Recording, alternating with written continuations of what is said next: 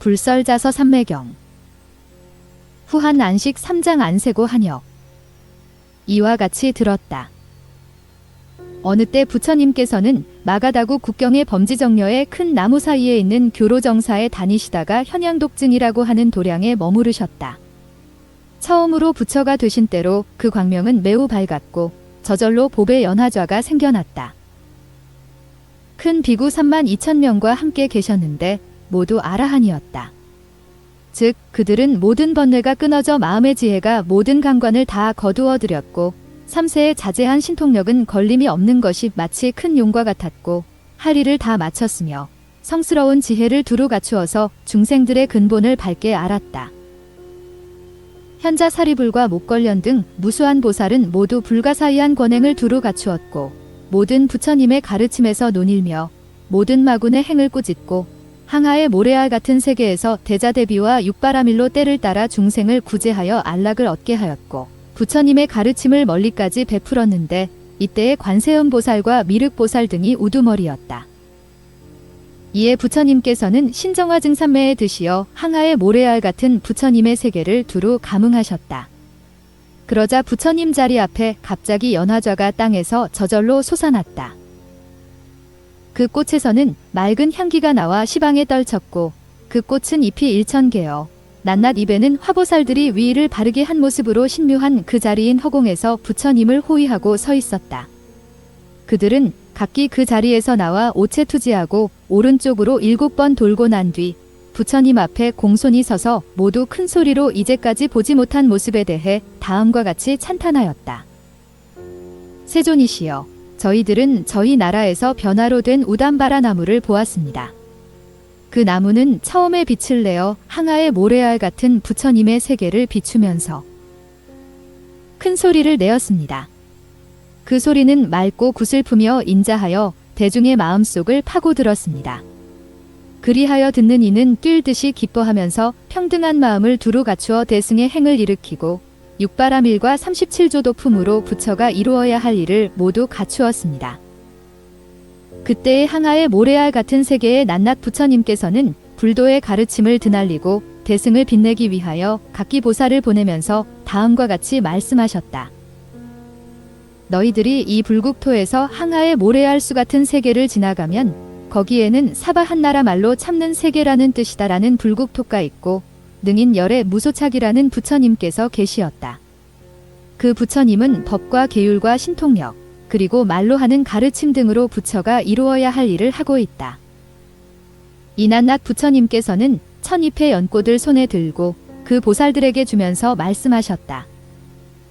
너희들은 내 이름으로 한량없는 공경을 드리고 기쁘게 받들어라. 정사는 공을 이루고 뜻을 성취하여 도의 본체를 두루 갖추었으면서도 이 오타각세에 태어났다. 중생을 위하여 막중한 책임감으로 차례를 뛰어넘어 미륵보살보다 먼저 이 세상에 나와 대자대비와 육바라밀로 중생들을 두루 구제하고 있다. 너희들은 그 정사에게 가서 몸은 평안하시고 도의 가르침은 잘 되어가고 있으십니까? 지금 이 꽃을 바치어 법다운 공양을 하오니 부디 일체 중생이 모두 이 도량에 모이도록 해주십시오라고 하라. 그 보살들은 부처님의 위신을 받들어 각기 자기 나라에서 갑자기 사라져 버렸다. 그리고는 적정삼매의 마음을 기울이고 관삼매에 들어 눈 깜짝할 사이에 모두 사바세계에 이르렀다. 그리하여 각기 자기 자리를 움직여 단정하고 공손하게 서서 거룩한 부처님의 교화에 귀의하여 오체투지하고 옮기어 7번 돌고 물러나 본래의 자리에 섰다. 그들은 신통력으로 신묘한 그 자리에서 위의를 엄숙하게 하고 법복을 바룬 뒤 모두 큰 소리를 내어 부처님께 아뢰었다. 세존이시여, 저희들 본국의 부처님께서는 한량없는 공경을 드리며 기쁘게 받들어 올립니다. 세존께서는 공을 이루고 뜻을 성취하여 도의 본체를 두루 갖추셨으면서도 이 오타각세에 태어나셨습니다. 중생을 위하여 막중한 책임감으로 차례를 뛰어넘어 미륵보살보다 먼저 이 세상에 나와 대자대비와 육바라밀로 중생들을 두루 구제하고 계십니다. 몸은 평안하시고 도의 가르침은 잘 되어가고 있으십니까? 지금 이 꽃을 바치어 법다운 공양을 하오니 부디 일체 중생이 다 이 도량에 모이도록 해주십시오. 부처님께서 말씀하셨다. 보살들이여 기쁘게 받겠소. 모든 부처님께서는 지혜의 가르침이 게으르지 않고 삼매는 훤히 트이고 법시는 비고 깨끗하며 밝은 지혜는 크게 갖추어 계시다. 그러한 이곳저곳의 부처님께 한결같이 거룩한 노래를 들으니 감개무량하구나. 그때의 능인 부처님께서 손수 그 꽃을 받고 기쁘게 웃으시니 광명이 부처님의 입으로부터 나와 시방의 항아에 모래알 수같이 한량없는 부처님의 세계를 두루 다 비추었다. 그러자 그 꽃은 항아에 모래알 수같이 한량없는 부처님들께 고루 흩뿌려졌고 또 항아에 모래알 수같이 한량없는 부처님들도 그 광명으로 항아에 모래알 수 같은 부처님의 세계를 두루 사무치게 하셨다. 그리하여 중생들 하나하나가 모두 부처님의 자비의 광명을 입고 모두 지혜의 관을 얻어 전생의 일을 환히 알게 되었다. 그리고 계속하여 아래로 지옥 등 사막도와 판란을 비추었고 천상과 인간도 자비의 광명을 입어 모두 해탈을 얻었고 백천 중생들은 다 같은 한뜻으로 위없는 정진의 도에 마음을 내었다. 그리고 그 광명은 이내 돌아와 부처님을 3번 돌고 그 정수리로 사라졌다. 그때의 항아의 모래알 수 같은 부처님들께서는 모두 서로 환히 보았고 모든 부처님의 위신으로 중생들도 다 부처님들을 뵐 수 있었다. 이렇게 나타났던 변화가 끝나자 그 도량은 텅 비어 평상시와 다름없이 되었다. 그때의 그 자리에 있던 현유라는 보살이 곧 부처님 앞으로 나와 다음 개송으로 이를 찬탄하였다. 묘하여라 큰 성인의 교하여 온갖 중생들을 가엾이 여겨 무수한 것 이전부터 공덕의 행을 쌓고 쌓았네. 그 낱낱 공덕의 행에는 여러 가지 백천의 복이 있어 100가지 복이 모여야 일상이 되나니 삼세의 높은 있게 예배하고파 묘하여라 큰 성인의 교하여 자비와 지혜는 그 끝이 없고 도의 가르침은 맑고 또 귀하나니 석가 스승님은 하늘 중에 하늘이라네. 큰 지혜는 위없이 높아 그 법의 배로 중생을 건지며 거룩한 지혜는 한없이 맑으니 위없는 부처님께 예배하고파 묘하여라 큰 성인의 교하여 자비로운 빛은 항아의 모래알 수 같은 색에 비추어 어리석음과 어두움을 모두 없애버리고 미혹한 이 깨우치고 흐린 것을 맑게 하네. 그 혜택은 때에 걸맞고 좋은 방편으로 중생들 인도하며 법의 다리로 모두를 건네주나니 삼계의 높은 있게 예배하고파 이에 부처님께서 현유에게 말씀하셨다. 여러 부처님께서 엽법한 웃음에는 3가지 인연이 있다. 그 3가지란 무엇인가? 첫째, 일체종지는 심원하고 미묘하여 삼세를 환히 알고 중생의 근원을 통달한다. 그리고 삼승들이 나아가는 길은 각각 깨달음의 수행과 근기와 믿음을 두루 갖추어야 한다. 그런데 어떤 보살은 큰 서원의 뜻을 두고 큰 덕으로 무장하고 중생을 위하여 막중한 책임감으로 나아가던 길을 접고 세상의 다리가 되어 오로지 육바라밀을 추구하면서 일체의 중생을 버리지 않는다. 그리하여 그는 도에 머물러 차츰 용맹정진하고 상이 없는 보시를 하며 지계와 인욕으로 행을 보호하고 선정은 어지럽지 않고 지혜는 맑고 밝아지니 그 보살은 불퇴전으로 향해 간다. 현유여, 부처님께서는 이런 것을 눈으로 모두 다 보시고 낱낱이 수기하신다. 이 수기는 한 부처님만 하시는 것이 아니라 현재 시방에 계시는 부처님이 다 하신다. 이것이 그 첫째 인연이다. 둘째, 현유여, 어떤 보살은 불퇴전으로 향할 때 공덕의 근본을 심고 쌓아 거룩한 지혜를 두루 갖추고 그리고 항아의 모래알 수같이 한량없는 부처에게 공양한다. 그리하여 부처님마다 수기하시니 수기와 수기가 서로 명확하다.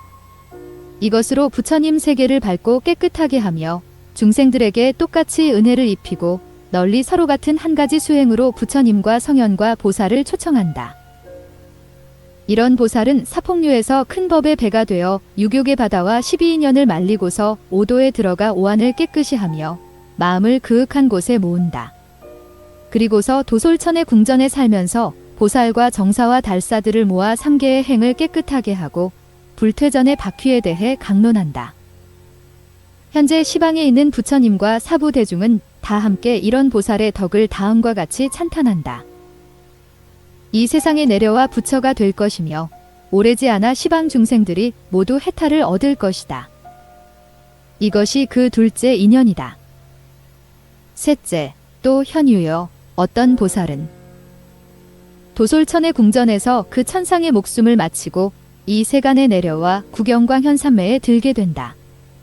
그러면 정거천들은 삼천대천 세계를 다음과 같이 관한다. 즉 어떤 나라가 크고 중생은 유순한지, 그리고 그 가운데 찰제리 바라문 장자거사가 100억이나 되는 성과 고을 가운데 어디에 살고 있는지 본다. 그러다가 그 가운데 도와 덕이 있고 청정하며 순박하고 맑으며 어질고 온화하며 인자하고 은혜로운 전륜성왕이 바로 천축에 사는 것을 보게 된다. 그러면 그들은 모두 모여 의논하고 정거천이 세상에 내려가니 다른 하늘들이 모시고 따른다. 그때 전륜성왕은 궁중에서 시녀들이 모시고 살고 있으며 속설을 모두 배우고 사비상을 관하고 있었는데 정거천자는 그에게 권해 출가하게 한다. 그는 산에 들어가 페다나무 밑에 앉아 골똘히 공부를 하다가 머리를 깎고 증사 없이 자기 서원에 의하여 스스로 비구가 된다. 그는 과거의 불법을 닦아 그 법으로 스승을 삼고 정거천자를 증명으로 삼아 하룻밤에 3달을 얻고 마군 권속들을 항복받으며 부처가 이루어야 할 일을 두루 갖추게 된다. 그리하여 오담바라 나무가 두루 나면 항하의 모래알과 같은 부처님 세계의 모든 부처님과 그 세계의 팔부 대중은 페다나무 밑에 앉은 보살의 공덕을 찬탄한다. 그리고 내가 조금 전에 본 바와 같이 그 부처님들이 각기 자기 세계의 보살들을 보내어 꽃을 바쳐 경의를 표하고 그 대승법을 찬양하는 것이다. 현유여, 이와 같이 시방의 현재 부처님께서 이런 것을 다 알고 계시며 중생들은 기뻐하면서 모두 이 도량에 모인 것이다. 이것이 그 셋째 인연이다. 여기에 오는 보살들은 부처님과 과거부터 인연이 있는 사람들로서 이 설법으로 인해 모두 무생법인을 얻게 될 것이다. 그리하여 어떤 이는 동진으로 향하고 어떤 이는 요생으로 향하며 어떤 이는 불퇴전으로 향해 갈 것이다. 그러므로 부처님께서 이들에게 낱낱이 수기하시되 분명하고 빠짐없이 두루 하실 것이다. 정사여, 반드시 알아야 한다. 부처는 함부로 웃지 않느니라. 부처님께서 이렇게 말씀하시자 70억 나유타 보살들은 모두 동진의 지위를 얻었고 60억 나유타 보살들은 모두 요생의 지위를 얻었으며 30억 나유타 보살은 불퇴전의 지위를 얻었고 백천 비구들은 아라한을 얻었으며 90억 나유타 사람들은 도의 자취를 받게 되었고 3개의 하늘들은 모두 법안을 얻게 되었다. 그리하여 부처님께서는 다음 개송을 읊으셨다. 법계는 모두 공이요. 육신은 맑고 진실하나 다란이와 바람일과 삼매의 인을 심지 않으면 부처의 경계가 공도 아니요 깨끗한 지혜가 유도 아니다. 세상이 가엾어 빙글에 웃었나니 정사들은 빨리 알아야 하네. 그때에 그 자리에 있던 명견광현이라는 보살이 곧 자리에서 일어나 옷을 바르고 오른쪽 어깨를 드러내고 오른쪽 무릎을 내리고 꿇어앉아 합장하고서 앞으로 나가 부처님께 아뢰었다. 여쭐 말씀이 있습니다. 스승님께서는 무량한 지혜로 비추어 듣지 못한 것을 해설해 주십시오. 부처님께서 말씀하셨다. 장하다. 마음대로 물어라. 너를 위하여 그 요점을 말하리라. 그 보살은 아뢰었다. 어떤 것을 보살이 출가하여 원만하게 도를 깨치고 일체종지를 이룬 것이라고 합니까? 이에 부처님께서 말씀하셨다. 정사여, 주의하여 잘 듣고 그 요지를 잘 기억하라. 모든 부처님께서는 출가하여 반드시 발심을 내고 단정히 앉아 그윽하고 미묘한 이치를 고요히 생각하신다. 정신을 한 곳으로 모아 도를 생각하면 반드시 감흥이 있게 마련이다. 감흥이란 정거천자와 범천왕이 초자연적인 힘으로 제석천에게 분부하여 늙음 병 죽음의 사비상의 모습으로 변화하게 하고 이것으로 인해 출가자는 깨닫게 되고 욕심의 고난을 떠나고 청정한 도를 생각하여 산이나 늪에 살면서 부지런히 선정을 닦게 되는 것을 말한다. 이런 감흥이 일어나면 사천왕이 몸소 내려와 그를 시봉한다. 그는 페다나무 밑으로 가서 과거 부처님들의 출가법을 생각하고 그 법을 스승으로 삼고 범천을 증사로 삼아 마음속에 신심이 견고해진다. 그리고 전생에 익힌 육바라밀 사무량심 사은 모신통 때에 걸맞는 좋은 방편 37조 도품 등으로 부처가 이루어야 할 일을 두루 갖추고 발심한 뒤로는 일체 중생을 버리지 않게 된다. 그리하여 그가 갑자기 스스로 깨치면 제석천이 곧 그에게 삭도를 내려준다. 이에 보살은 왼손으로 머리털을 쥐고 오른손으로 칼을 잡고 마음속으로 다음과 같은 생각을 한다. 훈습의 괴로운 번뇌를 끊고 집착 없는 뿌리를 심어 결코 물러나지 않고 열반의 근원을 통달하리라. 처음으로 발심한 때로부터 항상 집을 떠나게 되어서는 견고한 뜻으로 게으른 마음이 없으며 결코 물러나지 않아 믿음과 깨달음을 두루 갖추고 생각을 분명하게 하리라. 그리하여 칼이 미쳐 닿기도 전에 머리털이 저절로 떨어지고 살상투가 저절로 밝게 드러나게 된다. 그 보살은 또 이렇게 생각한다. 과거에 부처님께서 출가하여 머리를 깎으실 때에는 반드시 가사의 법복이 있었는데 마음을 거두어 이렇게 생각하자마자 정거천자가 곧 새끼의 하늘 비단으로 저절로 만들어진 가사를 취해 보살에게 올린다. 보살이 원하던 법복을 받아 즉시 몸에 걸치면 몸이 가지런하고 바르며 위의가 엄숙하게 된다. 이에 항아의 모래알 수같이 무량한 세계의 모든 부처님께서 모두 이것을 환히 보고 각기 가사를 보내어 보살에게 주며 보살은 그것들을 받는다. 그리하여 이곳저곳의 부처님들이 두루 위신을 나타내시어 부처님들이 보낸 가사를 모두 합하여 한 개의 가사로 만드신다. 이것을 살피불두진얼이라고 하는데 이 가사는 지금 범천에 있다. 그리고서 그 보살은 6년 동안 단정히 앉아 과거의 인연을 마침으로써 6년째인 새벽에 계증이 비로소 나타나게 된다. 계증이란 무엇인가? 보살은 한적한 산이나 늪에 살기로 뜻을 세우고 법을 받아서는 참된 마음과 고상한 지조로 계율을 지니고 도를 행할 때에는 목숨을 아끼지 않고 몸까지 버리면서 만물과 평등하여 이익을 구하지 않으며 공을 지키고 고요함을 닦으면서 언제나 깨끗한 법을 관한다. 그리고 자비히 사에 깨끗한 사무량심을 행하고 사랑을 베풀고 남과 이익을 같이 하고 끝없는 자비를 갖추어 사안을 빛내며 어떤 더러움도 영리한 생각도 없이 하여 사선을 밝게 통하게 된다. 그리하여 눈의 빛깔을 멀리하고 귀의 소리를 버리며 코의 냄새를 맡고 입의 맛을 끊으며 몸의 촉감을 멀리하고 뜻의 생각을 쉬게 하면 유욕이 없어지고 과거의 훈습까지 버리게 된다. 그리고 빛깔이 빛깔을 그치고 소리가 소리를 그치며 냄새가 냄새를 그치고 맛이 맛을 그치며 감촉이 감촉을 그치고 생각이 생각을 그치면 빛깔의 성품십이 깨끗하게 되고 귀의 소리가 끊어지게 되며 코의 뿌리가 고요하게 되고 입에 힘이 빠지며 감촉이 쉬게 되고 깨달은 뜻에 고요히 머무르게 된다. 이렇게 되면 빛깔은 빛깔이 아니고 빛깔이 아닌 것도 없으며 없어진 빛깔도 없고 빛깔을 빛깔이 아니라고 할 것도 없으니 사대를 버리고 과거의 훈습까지 버리게 된다. 또 소리는 소리가 아니고 소리가 아닌 것도 없으며 소리를 소리가 아니라고 할 것도 없으니 저 감각이 유쾌하지도 불쾌하지도 않게 되고 감각작용이 일어남도 그치어 과거에 이루었던 과보도 없어지고 본래의 끊어진 상태로 돌아가게 된다. 냄새는 냄새가 아니고 냄새가 아닌 것도 아니며 냄새를 냄새가 아니라고 할 것도 없으니 마음이 비고 고요해져서 깨끗한 마음을 얻게 된다. 맛은 맛이 아니고 맛이 아닌 것도 아니며 맛을 맛이 아니라고 할 것도 없으니 강한 감관의 힘이 고요하고 미약하게 된다. 감촉은 감촉이 아니고 감촉이 아닌 것도 아니며 감촉을 감촉이 아니라고 할 것도 없으니 사대가 깨끗해지고 본래에 머무르는 곳도 깨끗해진다. 마음과 뜻과 의식이 칠법을 반영해도 그 칠법이 깨끗하고 향하는 바가 깨끗하면 마음은 마음이 아니고 마음이 아닌 것도 아니며 12. 마음을 마음이 아니라고 할 것도 없다. 또한 뜻은 뜻이 아니고 뜻이 아닌 것도 아니며 13. 뜻을 뜻이 아니라고 할 것도 없다. 그리고 의식은 의식이 아니고 의식이 아닌 것도 아니며 의식을 의식이 아니라고 할 것도 없다.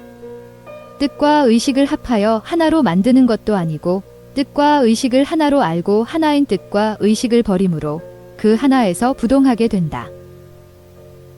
그리하여 근원을 비우고 본래에 향하던 곳을 깨끗이 하여 명예를 버리고 모든 감관을 버리면 종성이 없고 무리를 따르지 않고 외형 14를 멀리하며 실제의 나도 없고 축생 등과 다른 인간도 없고 오온의 집합체로서의 우리도 없고 일정 기간의 목숨도 없어 목숨을 구하는 일도 버리고 삼계라는 생각도 없다. 이렇게 하여 의식작용도 없고 실제의 나도 없고 축생 등과 다른 인간도 없고 오온의 집합체로서의 우리도 없고 일정 기간의 목숨도 없으며 뜻도 없고 이름도 없고 종성도 없으며 교화도 없고 새는 것도 없고 자기도 없으며 오는 곳도 없고 가는 곳도 없고 일어남도 없고 사라짐도 없으며 몸도 없고 범함도 없으며 입도 없고 말도 없으며 마음도 없고 생각도 없으며 세상 일도 없고 헤아림도 없으며 반연하는 일도 없고 머무르는 것도 없으며 계율 지킴의 계율이라고 할 것도 없고 지킴이라고 할 것도 없고 이루었다는 생각도 없으며 소멸한다는 생각도 없다. 이것을 계율이라고 한다. 이는 안팎이 깨끗한 계율이며 부처님의 계율이다. 더러움도 없고 계율에 집착하지도 않는 이는 분노와 성냄이 없어 안정되고 청정하여 세상을 건지는 도에 나아가게 된다. 이것을 지계라고 한다. 15. 보살 정사가 처음으로 나무 밑에 앉아 계증을 깨끗하게 하기 시작하자 괴로움의 근본인 욕심을 버리고 산란한 뜻이 없어졌다. 그리하여 일어나는 생각이 없고 움직이는 생각이 없고 미세한 생각도 없으며 나라는 생각도 없고 그라는 생각도 없고 중간이라는 생각도 없고 이곳저곳이라는 생각도 없고 안과 밖이라는 생각도 없으며 도라는 생각도 없고 세속이라는 생각도 없으며 멸한다는 생각도 없고 없다는 생각도 멸하고 없다는 생각이 없다는 생각도 없으며 없음이 없다는 생각도 없고 없어지지 않는다는 생각도 없어졌다. 정사여, 이와 같이 나무 밑에 앉은 보살은 깨끗한 1800가지 근본 계율을 증득하였다. 이 1800가지 수를 처음으로 다 마치자 갑자기 땅이 찢어지면서 금강좌가 솟아났다. 그리하여 마군의 6번째 궁전이 크게 흔들려 기울어졌고 그리고 3개의 여러 하늘들은 본래의 자리가 불안하자 모두 함께 내려와 페다남으로 가서 대접받아 마땅하신 이에게 공양하고 모시었다. 그리고 갑자기 항아의 모래알수 같은 세계에서 소리가 났는데 그 소리는 다음과 같이 말하였다. 나무 밑에 앉은 보살은 오늘 밤에 도를 깨치셨으니 중생들은 각각 모두 듣고 모두 보아라. 정사여, 이것이 바로 보살이 계증을 두루 갖추어 일체종지를 이룬 것이다. 그리하여 이 보살이 3달 등을 두루 갖추자 3000세계가 6가지로 진동하였고 그 공덕으로 마군을 항복받았다. 그리고 그 광명이 항아의 모래알수 같은 세계를 두루 비추니 중생들은 이 자비의 광명을 입고 일시에 편안하게 되어 모두 위없는 정진의 도의 뜻을 내었다.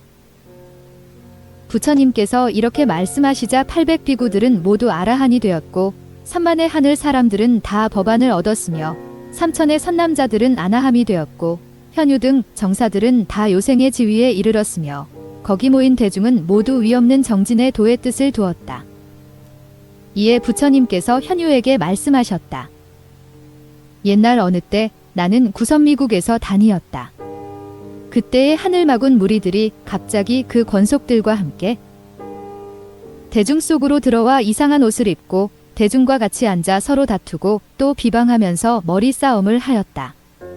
생사법 안에 있던 비구들은 마음이 편치 않아 모두 성을 내고 괴로워하면서 각기 무리를 떠나 흩어졌으나 아라한들만은 각기 산으로 들어갔다. 그때가 현유는 석 달 하한거를 끝마칠 때였고 한 해가 저물어갈 무렵이었다. 나는 발활한 14일 밤 샛별이 나올 때 안안을 시켜 건추를 울리고 풀자리를 깔게 하고는 안안만을 데리고 둘이 발화란을 지내려고 하였었다.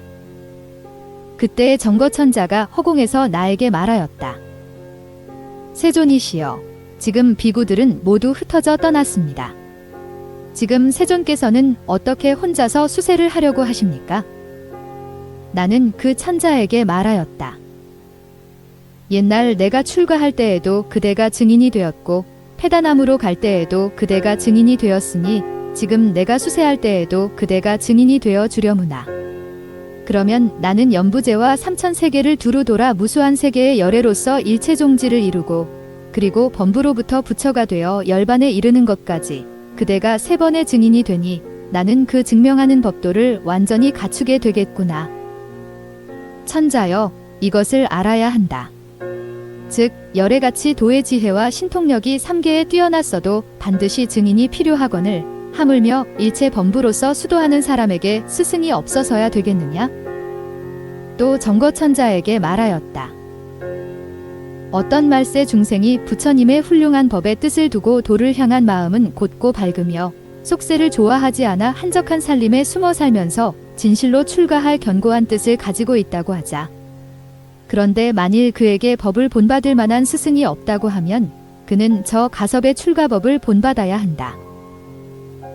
가섭은 욕심을 멀리해야 할 때에는 욕심을 버려서 증명하였고 세속을 멀리해야 할 때에는 세속을 버려서 증명하였고 명예를 멀리해야 할 때에는 명예를 버려서 증명하였고 외형을 멀리해야 할 때에는 외형을 잊어서 증명하였고 마음과 경계를 구함을 멀리해야 할 때에는 구함을 버려서 증명하였다. 천자여, 이와 같이 가섭은 이 5가지로 증명하고는 곧 수염과 머리를 깎고 가사를 입고 진실한 모습 그대로인 깨끗한 법을 스승으로 삼았다. 그리고 시방의 부처님들을 감동시켜 자비를 구하기 위하여 스스로 이렇게 하소연하였다. 부처님의 출가법만을 우러릅니다. 이에 정거천이 증인이 되어 삼증명이 분명함을 칭양하였다.